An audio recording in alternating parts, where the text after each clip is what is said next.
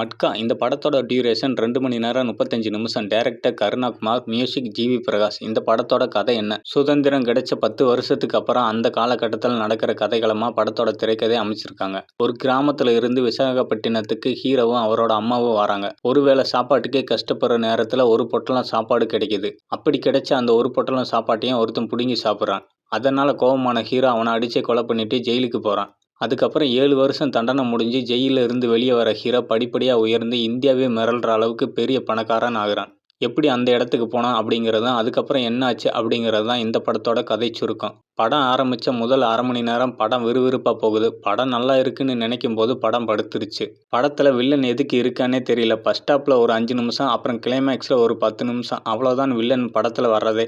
படம் first hop ஓரளவுக்கு ஓகேவா இருந்தாலும் செகண்ட் ஹாப்பில் ஒவ்வொரு சீன்ஸையும் லென்த்தாக எடுத்து வச்சிருக்காங்க. முக்கியமாக ஹீரோ படத்தில் ஆட்டுக்குட்டி நரி கதைன்னு ஒன்று சொல்லி ஒரு அறுவை சீனை எடுத்து வச்சிருக்காங்க. கிட்டத்தட்ட 7 நிமிஷம் அந்த கதை சீன். படத்தோட ஸ்க்ரீன் பிளே நார்மலாக இருக்குது. பேக்ரவுண்ட் மியூசிக் நல்லா இருக்குது. சாங்ஸில் வர ஃபோட்டோகிராஃபி நல்லா பண்ணியிருக்காங்க. மொத்தத்தில் இந்த படம் எப்படி இருக்குது? படம் நல்லா இருக்குன்னு நினச்சி பார்க்காதீங்க. படம் நல்லா இல்லைன்னு நினச்சி பாருங்கள். ஒன் டைம் பார்க்கலாம். தேங்க்யூ.